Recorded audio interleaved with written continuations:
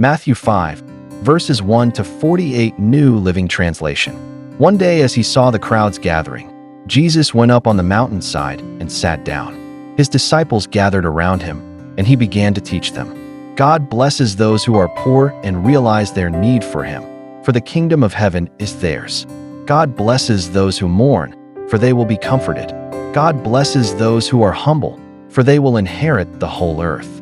God blesses those who hunger and thirst for justice, for they will be satisfied. God blesses those who are merciful, for they will be shown mercy. God blesses those whose hearts are pure, for they will see God. God blesses those who work for peace, for they will be called the children of God. God blesses those who are persecuted for doing right, for the kingdom of heaven is theirs. God blesses you when people mock you and persecute you and lie about you and say all sorts of evil things against you because you are my followers. Be happy about it. Be very glad, for a great reward awaits you in heaven. And remember, the ancient prophets were persecuted in the same way. You are the salt of the earth. But what good is salt if it has lost its flavor? Can you make it salty again? It will be thrown out and trampled underfoot as worthless. You are the light of the world, like a city on a hilltop that cannot be hidden. No one lights a lamp and then puts it under a basket. Instead, a lamp is placed on a stand where it gives light to everyone in the house. In the same way, let your good deeds shine out for all to see, so that everyone will praise your heavenly Father. Don't misunderstand why I have come. I did not come to abolish the law of Moses or the writings of the prophets. No, I came to accomplish their purpose. I tell you the truth. Until heaven and earth disappear, not even the smallest detail of God's law will disappear until its purpose is achieved. So if you ignore the least commandment and teach others to do the same, you will be called the least in the kingdom of heaven. But anyone who obeys God's laws and teaches them will be called great in the kingdom of heaven. But I warn you, unless your righteousness is better than the righteousness of the teachers of religious law and the Pharisees, you will never enter the kingdom of heaven. You have heard that our ancestors were told, "You must not murder. If you commit murder, you are subject to judgment." But I say, if you are even angry with someone, you are subject to judgment.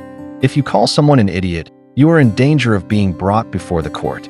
And if you curse someone, you are in danger of the fires of hell. So if you are presenting a sacrifice at the altar in the temple, and you suddenly remember that someone has something against you, leave your sacrifice there at the altar. Go and be reconciled to that person. Then come and offer your sacrifice to God. When you are on the way to court with your adversary, settle your differences quickly. Otherwise, your accuser may hand you over to the judge, who will hand you over to an officer, and you will be thrown into prison. And if that happens, you surely won't be free again until you have paid the last penny. You have heard the commandment that says, "You must not commit adultery." But I say, anyone who even looks at a woman with lust has already committed adultery with her in his heart. So if your eye, even your good eye, causes you to lust, gouge it out and throw it away. It is better for you to lose one part of your body than for your whole body to be thrown into hell. And if your hand, even your stronger hand, causes you to sin, cut it off and throw it away. It is better for you to lose one part of your body than for your whole body to be thrown into hell. You have heard the law that says, a man can divorce his wife by merely giving her a written notice of divorce. But I say that a man who divorces his wife, unless she has been unfaithful, causes her to commit adultery. And anyone who marries a divorced woman also commits adultery. You have also heard that our ancestors were told, "You must not break your vows. You must carry out the vows you make to the Lord." But I say, do not make any vows. Do not say, "By heaven," because heaven is God's throne. And do not say, "By the earth," because the earth is his footstool. And do not say, "By Jerusalem," for Jerusalem is the city of the great king. Do not even say, "By my head," for you can't turn one hair white or black. Just say a simple, "Yes, I will," or "No, I won't." Anything beyond this is from the evil one. You have heard the law that says the punishment must match the injury, an eye for an eye and a tooth for a tooth. But I say, do not resist an evil person. If someone slaps you on the right cheek, offer the other cheek also. If you are sued in court and your shirt is taken from you, give your coat, too. If a soldier demands that you carry his gear for a mile, carry it 2 miles. Give to those who ask, and don't turn away from those who want to borrow. You have heard the law that says, 'Love your neighbor and hate your enemy.' But I say, love your enemies. Pray for those who persecute you.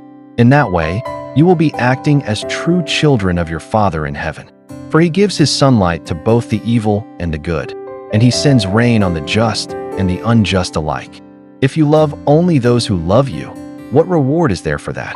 Even corrupt tax collectors do that much. If you are kind only to your friends, how are you different from anyone else? Even pagans do that. But you are to be perfect, even as your Father in heaven is perfect. Remember to subscribe.